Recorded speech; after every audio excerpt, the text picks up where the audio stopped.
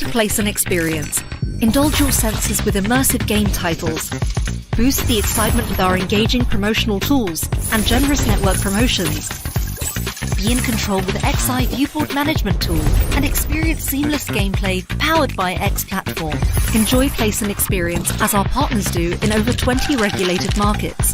And get ready to go big. Big play is on. Placent. Yes, this is your Next.io weekly news live, bringing you the biggest headlines from the iGaming sector, whether you want them or not. Nico, I'm so pleased to have you back. I haven't seen you for weeks. You've been jet-setting around the earth. You're fresh off the plane from Lisbon, back in Munich just in time for Oktoberfest. I mean, have you got the perfect life or what? Indeed, I have the perfect life, but the perfect life always comes with good friends. So that's why I'm very happy seeing you again. And guess what? Of course, I'm wearing the lederhosen. There you go. It's a proper outfit here in Munich during these days. In Munich, it's actually always a proper outfit. But especially, within these 2 weeks of time when everybody just flies into Munich, it's just having a good time. And besides people having a good time in Munich, there are rumors going around. People are also having a good time just listening to the podcast. So before we just thank Placent and Hub 88, we give a huge round of applause to the listener. So this wouldn't be possible without you. So shout out and thank you from the whole team of Next.io. Just subscribe to whatever platform you'd like to subscribe, like and share the word, and it's always good seeing you live and in person, and we are very approachable, so just talk to us. That's right, Nico. Did you manage to bump into any of our great fans and admirers in Lisbon last week? Sadly, I couldn't make it. I was in rainy London, but that's fine. Oh, apparently it was raining in Lisbon too, though, so that was okay. But yeah, did you meet any of our super fans? Yes, actually, first of all, I have to rephrase it. I was lucky me, to had some nice chats with some people actually listening to the podcast on a regular basis, usually on a weekly basis, and it's always great feedback. It's very much fun because in the end, it's just the two of us and the LinkedIn and YouTube posts, which we actually see while we are discussing things, but it's actually very, very nice to being approached by some people who actually see a big time value in whatever the both of us are doing based on the great research of Next.io and the awesome journalists as well. And as said, once again, shout out to each and every one of you. And it was fun actually meeting and seeing you in Lisbon. Good. I'm very pleased to hear it, Nico. And you're quite right. We are nothing without our legions of adoring fans. There are literally six, there might be 8. Who knows? Maybe 11 people are listening today. Fingers crossed. Right. Anyway, I think we should go on to our biggest stories of the week. We are going to bring you all an update on probably the 2 most exciting markets in the Americas. Do you think that's fair to say, Nico? We have a couple of stories from the US and a couple of stories which are very much tied together from Brazil. Everyone's keeping an eye on Brazil. We've had some big updates this week in terms of what's going to happen before the licensed market is launched in January. And like I say, we've got a couple of updates from the US as well. So stay tuned for all of that. But first of all, Nico, it just wouldn't be weekly news without the world famous and highly renowned, award-winning trademark Nico Jansen. Why don't you take it away? Yes, I will do. So 10 and 5, just let me start you off with the US gaming executives see a positive about the current business conditions based on an AGA, American Gaming Association outlook. So US gaming executives are positive about current business conditions, but feel cautious about future growth expectations, according to the latest American Gaming Association Gaming Industry Outlook. The majority of respondents, which is 88%, view the current state of the gaming industry as as either good or satisfactory. And now we have a quote. Still, gaming businesses remain well positioned with executives touting strong balance sheets and more viewing access to credit as easier than restrictive for the first time in 2 years, said AGA Vice President of Research David Foreman. So, as you said, we will touch down and dive a little bit deeper into the US as well. Then things have changed in the Netherlands as online gambling new deposit limits entered force this Tuesday. New protection measures for Dutch consumers. Gambling online came into effect from 1st of October, so this week, Tuesday, with players facing tighter restriction on deposits. In the net deposit, if the net deposit exceeds 700 euros, any further deposit will be blocked until the end of that calendar month. This limit will be set even lower at 300 euros for young adults, those aged 18 until 25. These limits will be automatically enacted on the first day of each calendar month. So, news from Allwyn International as they move business over to Switzerland. The company, which operates the UK's national lottery and related product, has moved from Czech Republic. The relocation has no effect on Allwyn's Czech workforce or lotteries or gaming operations. Maybe there are some taxes involved, but we don't know yet. As long as the product is still as awesome as it looks like, they just move some entities. Bet365 opens US headquarters and secure 14 million in tax credits. Bet365 has officially opened its new US headquarters in Denver, Colorado, to enhance its brand awareness in the North American market. The company plans to hire nearly 1,000 employees and anticipates onboarding over 300 within the first year of its Denver operations. And approximately already 50 employees were already on staff at the time of the opening. So welcome to the US. GIG begins new Stockholm listing as B2B Technology Group. Gaming Innovation Group has begun its first day of trading as an independent iGaming technology group listed on Stockholm's Nasdaq First North Premier Growth Market. And we also have an original quote, which reads as, "Today is the realization of our long-held confidence in the company's ability to thrive independently.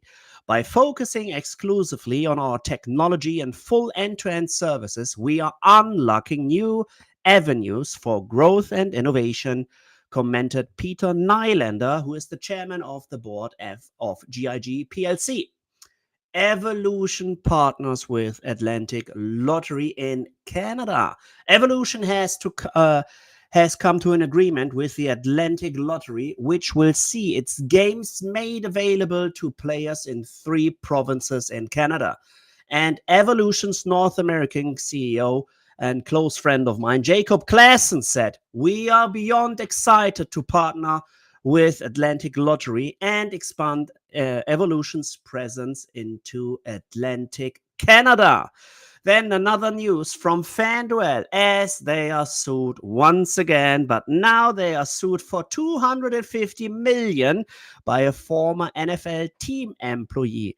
A former Jacksonville Jaguars employee filed a $250 million lawsuit against FanDuel this week, Tuesday, 1st of October, alleging it exploited his gambling addiction and ignored signs that he was using stolen funds to place bets. Emmett Patel, who is currently serving 6.5-year prison sentence, claims in the lawsuit filed in the Southern District of New York that he gambled over $20 million on FanDuel's daily fantasy sports platform between late 2019 and early 2023. The complaint alleges that FanDuel was aware of Patel's addiction through data it collected on his deposits bets and gambling frequency. So, as said, every week we see something, either FanDuel or DraftKings. It never gets boring, and we will just keep you updated on this one as well. Sweden, the channelization rate is at 86 according to Spelinspektionen report. Sweden's gambling regulator has calculated the latest channelization rate at 86% for 2023. We also have an original quote which reads, "The results show that the degree of channeling varies depending on the method and form of play," said Spelinspektionen's Director General Camilla Rosenberg. And 2 more to go as Malta Gaming Authority suspends Goldwyn license. So the MGA has suspended the gaming license of Goldwyn. Goldwyn was a holder of the MGA license and is no longer authorized to operate any gaming services. But however, the company is required to maintain access to player accounts and refund any outstanding balances in accordance with Maltese law. So if you still have funds topped up at Goldwyn, just log into your account and withdraw whatever is still on your account. And last but not least, and funny enough, as Morgan Stanley, a report says that when UAE expansion could boost stock, the note which upgraded Win to overweight with a 12-month price target of $104 per stock suggests that the UAE opportunity is currently undervalued by investors. Analysts estimate that UAE property could generate approximately 1.8 billion in total revenue and 500 million in EBITDA by its third year of operation. The UAE expansion is particularly promising due to the country's favorable demographics and Win's position as the sole operator in the market for at least the first 3 to 5 years. And hold your horses. I don't know whoever wrote that original report.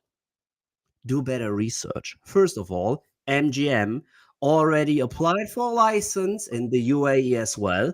So I'm pretty sure they won't be the sole operator for the first 3 to 5 years. And guess what?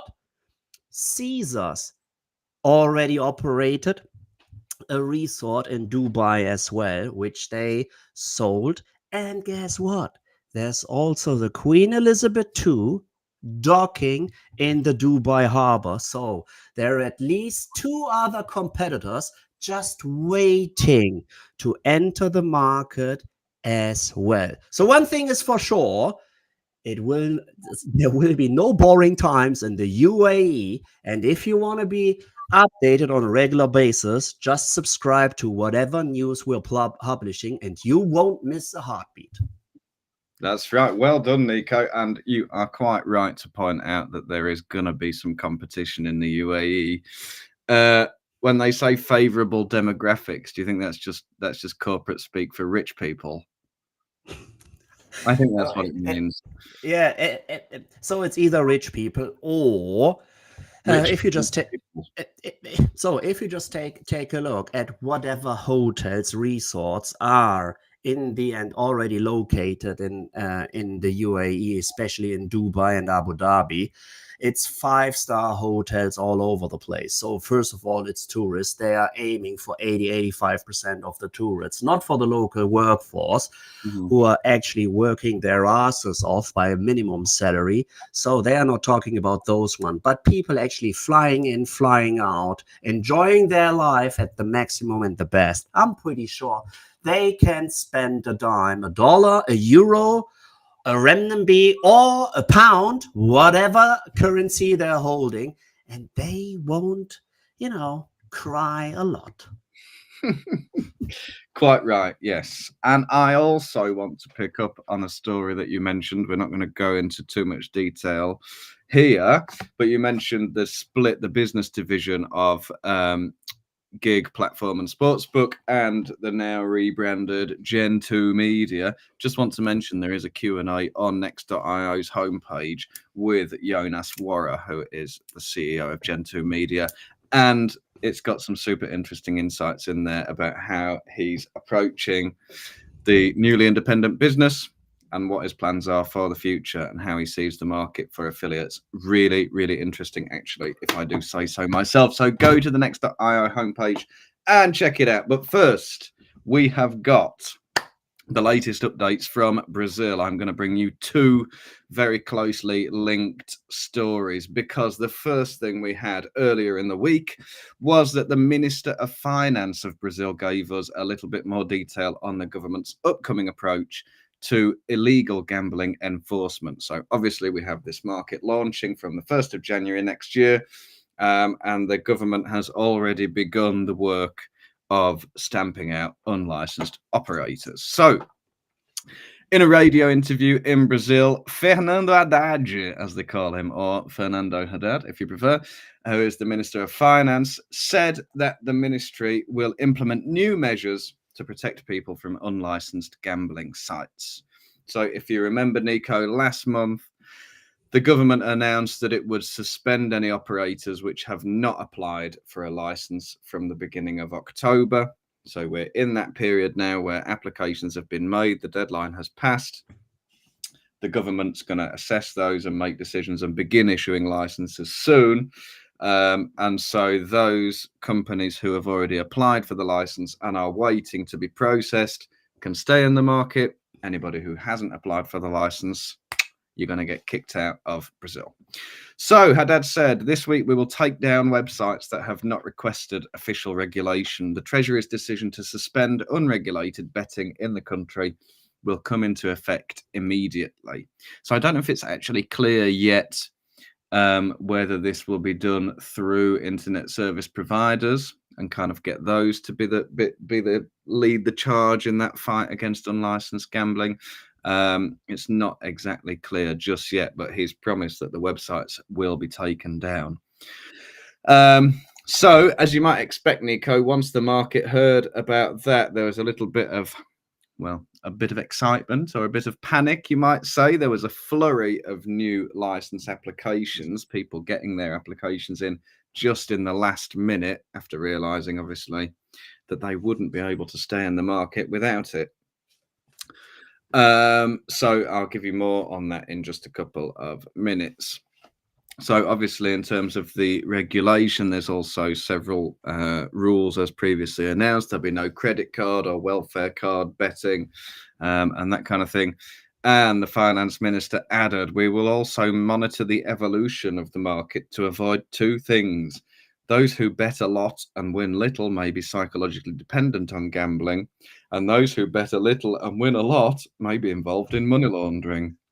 So we must curb the public health problem and the issue of organized crime. There you go. So at least the priorities are in the right place, and we'll see how effective a job the Brazilian government does of that in time. There's a sort of related story here, which is the second story I'm going to bring you, which is that the finance ministry then released the list of brands and operators behind those brands who are awaiting the licenses. So these are the brands that are confirmed will be allowed to operate in the country between now and the launch of the licensed market. So this was yesterday. It was a list of 205 brands from 93 companies. I should point out, Nico, there was an administrative error on the part of the Brazilian government, and they initially published it was a little under 200 brands from 89 companies, I think, and then they found there were 4 other applications that they needed to approve, and they just released that, I think, last night or this morning. So we've had an update. You might see that 89 figure in some headlines in some places, but that's just why, because there was some error, but it's been resolved now. So 93 companies, 205 brands permitted to operate in Brazil until the 1st of January when the license market launches. But perhaps a bit of a surprise, there are some operators that are doing a really good business in Brazil. There's one called Esportes da Sorte and one called Videbet, or Esportes da Sorte and Videbet, however you prefer.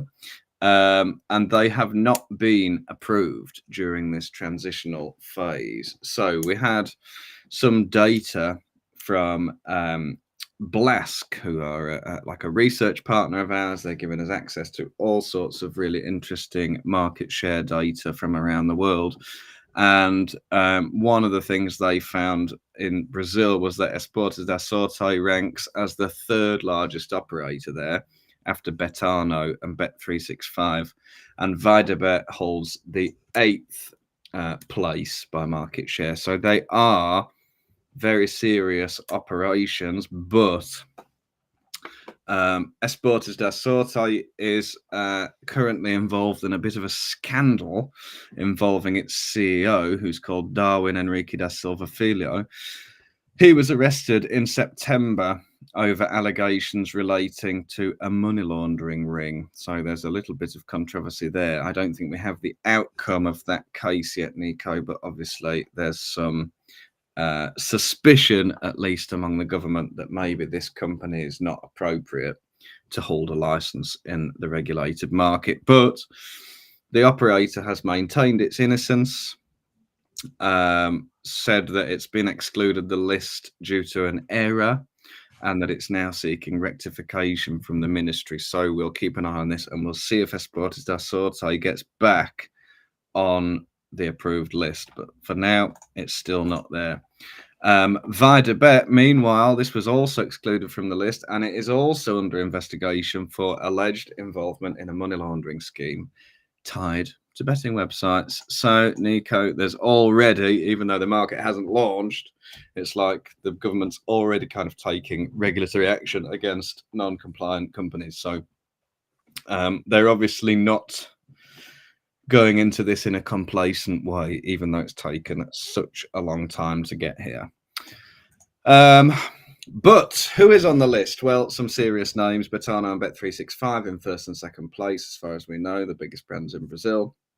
Sporting Bet, another massive brand, and then a couple of local heroes like Estrela Bet, Bet Nacional, which of course is part of NSX Group, which was half acquired by Flutter a few weeks ago. So there's quite a lot of companies on the list. If you go to our story on next.io, there's a link from there straight to the full list on the Brazilian government's website. So it's really easy to find if you want to see the full breakdown. And the question is, of course, what happens next if you're not on the list? Well, websites that are not approved on the list will remain online for the next 10 days, or that'll be 9 days now, but only to facilitate bettors' requests for the return of money deposited in their names. So if customers have got funds still in these accounts, they've got, 8, 9, 10 days now to get the money back, because those websites are, in theory at least, going to get shut down pretty soon. So starting on the 11th of October, which will be next Friday, the government will begin shutting down the websites with the help. Here we go. With the help of the National Telecoms Agency. So yes, it'll be done together with the state telecoms firm, I guess. And obviously, after the shutdown, operators will still be required to facilitate withdrawals for customers. And then the final list will be published by the end of the year, just before the official launch of Brazil's regulated betting market in January 2025. Nico, I feel like I've been talking for about an hour. That was a marathon, and I'm sorry, but I just wanted to give you all the information you needed. No, you did a very well job. And what's always quite unique about the Brazilian market is that 95% of all deposits origin by the payment method PIX, P-I-X. And PIX is owned by the National Bank of Brazil. Guess what? If you're not licensed, you can't use PIX. And if you can't cater for 99% of all deposits, I'm pretty sure you're putting yourself in a very bad spot. And that's one of the unique actually requirements and environmental things which are so unique, as said, within Brazil and the Brazilian market. And as of now, we are speaking about online gaming, online operations, which, as said, is based on picks and whoever has access to picks. Yeah. And now we're being put on the spot, Nico, because your namesake on LinkedIn, Nicolas Secretary Mora, hi Nicolas, asks, can a new casino be approved in the next days? Well, my understanding is this. The license applications window has closed. So you can no longer submit an application to stay in the market until the launch and then get a license. But if you've already submitted an application, maybe it's possible that some are still being processed. Or the other question would be, can you still apply for a license? Well, probably yes, but the difference is you're not going to be able to keep operating in Brazil until the launch of the regulated market, because I think you've missed that deadline if you haven't already submitted it. That's my understanding. I would recommend always checking directly with the regulator themselves, and hopefully you'll get all the information you need, Nicolas. But I think the deadline has passed, so it's not likely now to get any more new brands approved. Like I say, if you've already submitted an application, possibly that's still being processed. So there you go, Nico. One thing to add. If my understanding and reading of the regulatory framework is correct, and if I read your question, like, can a new casino be approved in the next days? As of now, if I'm not mistaken, the regulatory framework does not include casinos yet. There are still negotiations ongoing if they want to include iGaming on the casino side as well. As of now, it just caters sports betting and sports betting only. So all the applications, roughly 205, if I'm not mistaken, they are just operating one vertical and one vertical only, which is sports betting. So as of now, there is no regulation yet for online casinos in Brazil. Good point, Nico. Thank you. Yes, I think I kind of missed that distinction there for a moment. That's right. Everything I said was in reference to betting operators. Good point. Okay. I think we'll move on in just a moment to our next story. That was our big Brazil Bonanza update, which is always nice to keep on top of. But next, we're going to go and take a look at a couple of breaking stories in the US. But first, I believe, Nico, we have just a short but sweet message from one of our sponsors. Games, hundreds of studios, dozens of Hub Market partners, an industry-leading Hub wallet, and just one API. Hub 88 is connecting businesses to a world of limitless content where the possibilities are endless. Hub 88. There you have it, Nico. Thank you to Hub 88. And just like here on Weekly News, when it's you and me, the possibilities are endless. There's no limit to what we could do. So we had a big story coming out of the US just today. Well, we got hold of it this morning. Possibly it came out last night. But Nico, I know you've been looking into this one all about Kalshi. Why don't you fill us in on the latest here? Yeah, Kalshi is about to launch election bets again after winning a latest legal fight. So election bets, which is considered as social betting. It's quite unique in the US market, and it's, long story short, just forbidden in Germany. It's not regulated in Germany at all. But predictions market Kalshi will again launch election bets on its platform after prevailing in its latest legal fight with the US derivatives regulator.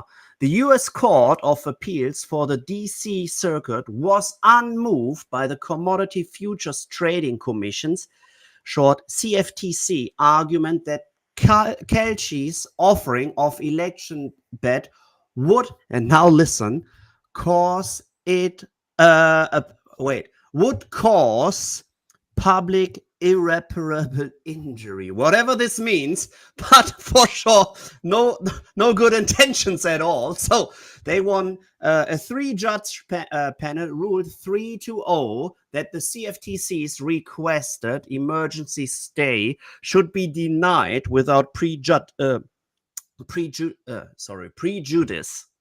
Prejudice. Of course, it's prejudice. So they can offer now social betting, and it's quite important as elections in the US. Mr. Donald Trump versus Kamala Harris is just in the final phase. So, of course, this is a very, very hot topic as of now. And there are big volumes which Kalshi is expecting within offering these markets. So the ruling means that within hours, US citizens will be permitted to legally place election bets on the platform with just over 1 month to go until the 2024 presidential election. And just for you as some background information, the news comes after the District Court of Columbia ruled the CFTC exceeded its statutory authority in preventing Kalshi from taking election event contracts, as elections do not involve unlawful activity or gaming. As said, it's social betting. The court's opinion said, while the questions on the merits is close and difficult, the Commission cannot obtain a stay at this time because it has not demonstrated that it or the public will be irreparably harmed while its appeal is heard. That failure is fatal to the Commission's stay request because a showing of irreparable harm is a necessary prerequisite for a stay. According to Kalshi's website, the platform presidential election market is due to go live just ahead of 5 ET today, so just a couple of hours. While election event contracts have been traded on academic prediction markets in the past, Kalshi will be the first licensed commodity exchange to actually do so. This means the offering has the potential to offer bets to far more users in much greater amounts that was previously legally possible. So quite interesting story, and as you already mentioned, hot topic as this news just came out today. Yeah, thanks, Nico. It's quite an interesting one. It's a little bit adjacent to kind of iGaming and sports betting as we think about it. This is just for whatever legal reason, this is the way that political betting has been introduced in the US. It's more about the only way you do it is by trading on the outcome of a certain event. So that's why Kalshi is a predictions market. It's not a bookmaker. I'm going to ask Nico when he comes back what his stance on this is. I think we'll probably look at it quite differently. Everything okay, Nico? Yeah, I just needed to open the door for a friend who just comes over for a visit of Oktoberfest, and just need to make sure that he doesn't stand in the rain. Although there's no bad weather in Germany. Whenever you just hear a weather forecast claiming there's bad weather in Germany, it's fake news. Yes, there's no bad weather, only bad clothing. Okay, so I was just saying in your absence, Nico, I wonder if we think about this a little bit differently. It's kind of curious that in the States, because of the legal status of political betting and the fact that it's kind of not allowed, you can really bet on the outcome of politics, but it has to be through a predictions market like Kalshi. You can't bet with your bookmaker. You mentioned that in Germany it's also outlawed, and I totally understand why, because it's easy to see how if somebody stood to make significant personal gain from a particular political outcome, that they may then want to try and influence that outcome in a way that's not necessarily democratic. So in that sense, political betting can kind of serve to perhaps undermine certain democratic processes like elections. But I don't know. In Britain, it's fine. And the major bookies, the licensed bookies, all offer not all of them, but lots of them offer special markets on reality television, for example, on politics, on all these kind of odd, what's going to be number one song in the charts, these kinds of strange special bets. And it's a little surprising to me. It's interesting to see the different approaches to this around the world. Of course, the easy argument to make is that, well, if you can't do it with a regulated bookie, you'll always be able to do it with an unregulated one. And so in the same way as we want to offer the widest range of possible products to stop people going to the black market, well, maybe this is one of them. But I'd be interested for you, as somebody who lives where it's outlawed over there in Germany, what do you think about the kind of phenomenon of political betting? Yeah, so first of all, it's quite interesting that the line of argument is like, okay, somebody has an interest in rigging the overall election because he just put a couple of thousands or whatever amount on a specific outcome. You know, if you are able to actually rig a national election when it comes to who is running the most powerful country in the world, I'm pretty sure there are other things which come into your mind than just winning a bet. Cambridge, if I'm not mistaken, Cambridge Research, which was a Russian held operation when they were kind of, using social media and just pushed certain posts, etc. And then this might have also affected the outcome of an election. Hold your horses, mate. We are, as said, the overall election system in the US with the pretty left-wing and liberal states and the right-wing Republican states and then the swing states in between is so complex that whoever solves that puzzle will not do some betting, right? They would invest into stock options, etc., as the gain is much higher, way more significant. And as you already pointed out, with the social betting, especially as soon as it just came to the name of the first of all now born and formerly unborn child of former Prince Harry and his wifey Meghan Markle, this was something where people could actually bet on, okay, what will be the exact name of this child? And I'm pretty sure that you could possibly rig this one way easier than especially the biggest election the world can probably see, but we never know. As of now, of course, it's possible running using the services of Kalshi, and I'm pretty sure they will earn a significant amount of money in the US. Yeah, I must say I'm sort of agnostic on this one, Nico. I don't think the danger is that somebody rigs the entire election so that they can win a bet. But I do think there is a genuine concern that somebody could be tempted to look at the odds and say, "Oh, the underdog. Actually, I think the underdog's going to win, even though it's not the candidate I would ordinarily vote for. I'm going to put $1,000 on the underdog at 11 to 10." And then I'm going to vote for them to try and help my bet to come in. I don't think that's too fanciful and too out there. And so I understand the logic of not allowing political betting. I mean, so for me, that would be the wrong reason to cast a vote in a particular way. But I also believe in personal liberty and freedom, and people can do whatever they like, and your democratic right is yours to do with what you will. So I guess it's not a big deal. Anyway, it's good news for anyone who is in the US and wants to be able to bet on the election in a regulated way. Well, now you can, but you can't use your bookie. You've got to use a predictions market. This is not an advert for Kalshi, of course, but any US listeners, well, now you know. So it's been pretty exciting so far, Nico. We've had a lot of news already, and we're going to round out the session with just one more little story. It's possibly another knock to to commercial operators hoping to get a foothold in California, and certainly to the card room operators there. But it sounds like pretty positive news for some of the tribes.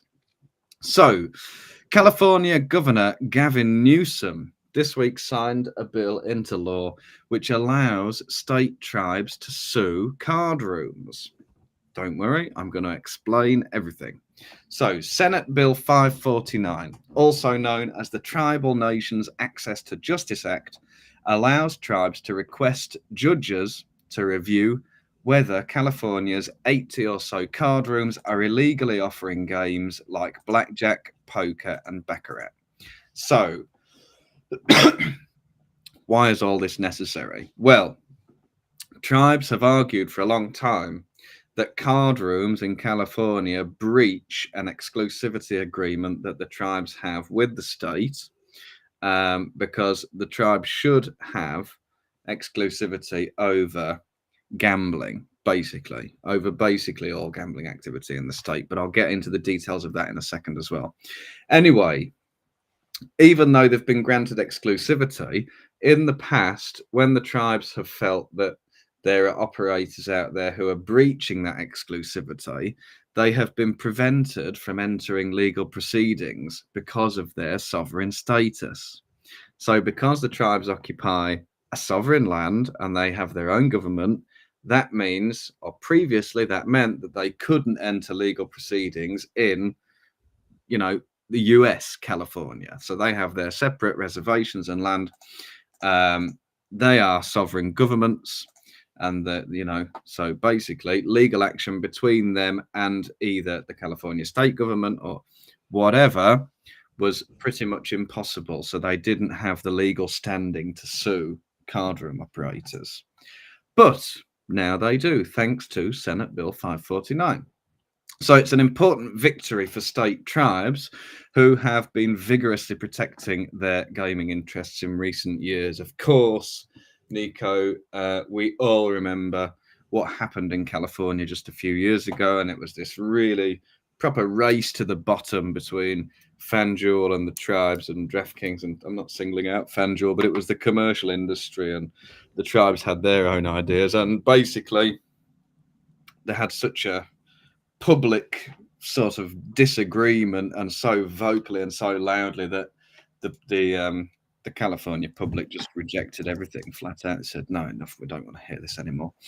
That's kind of how it looked. And they spent around $500 million in the process. So that was a bit of a failure. Anyway, one of the reasons that's coming, that kind of discussion and that kind of really passionate debate is coming about in California is because, of course, the tribes legally have been granted this exclusivity agreement, and they're out to defend it, and quite rightly so. So we've got some quotes here from the California National Indian Gaming Association. The chairman, James Seaver, said, "We are incredibly pleased that the California legislature and Governor Newsom have turned good legislation into law. This law simply provides a reasonable solution to a decade-old dispute and provides clarity to tribes, the state, and commercial card rooms. This is good and fair public policy for all parties concerned." It seems to me that it's one of these cases where a bit of, obviously it's a very specific piece of legislation. All it does, I think, is allows the tribes to enter into legal proceedings on this specific issue. But it's one of those small pieces of legislation that really clarifies something in a very obvious way. And then once that's in place, hopefully it allows for everyone in the market to have a bit of clarity, as James Seaver said there.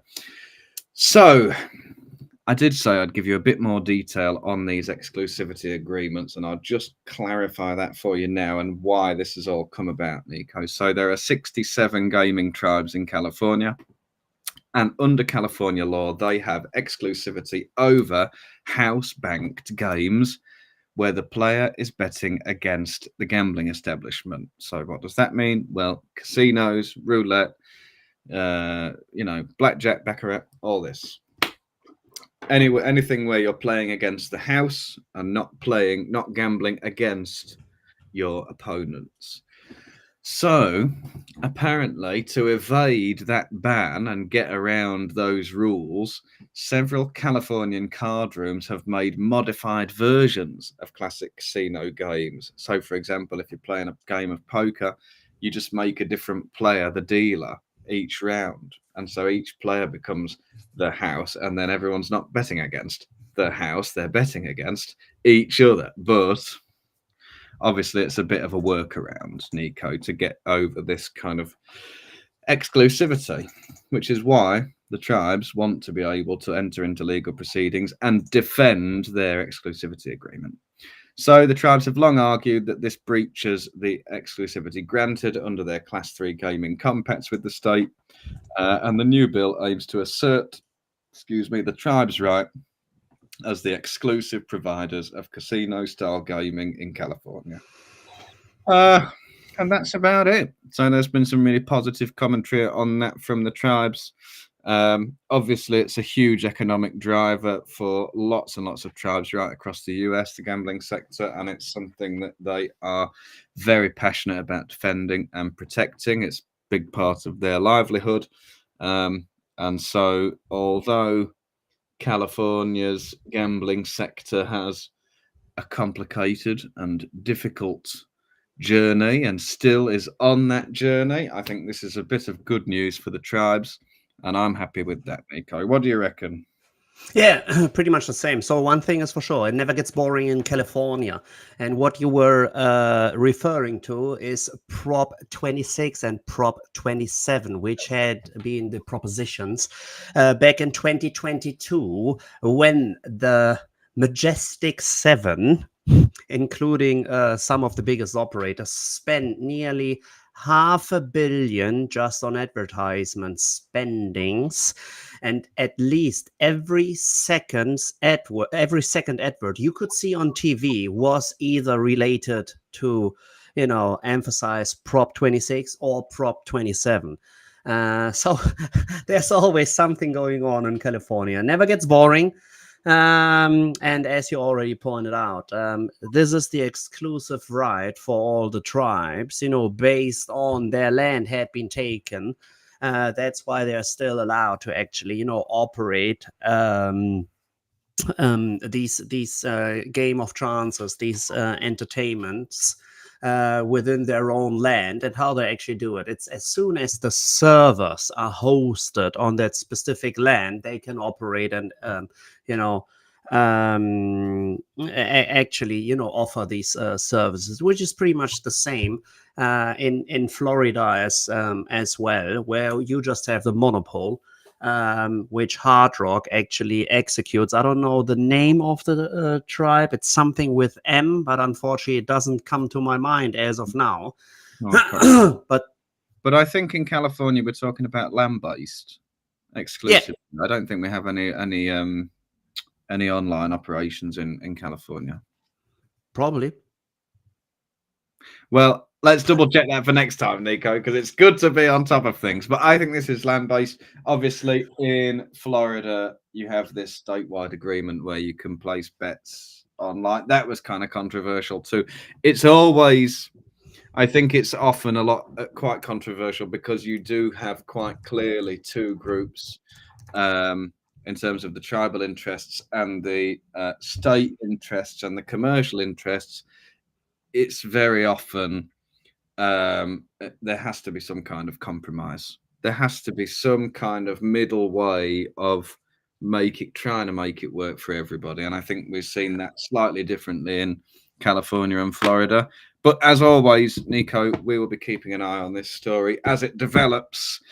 I think you should go and open the beers for you and your friends since it's Oktoberfest. We're 10 minutes early, but maybe we should call it here, Nico. What do you think? Yeah, it's the Seminole tribe. So it doesn't start with an M, but it has an M. There is an M. It's a Seminole tribe. Yeah. I will just do my best to please the mates. It seems like, they're just looking forward to have some real deal fun in one of the tents.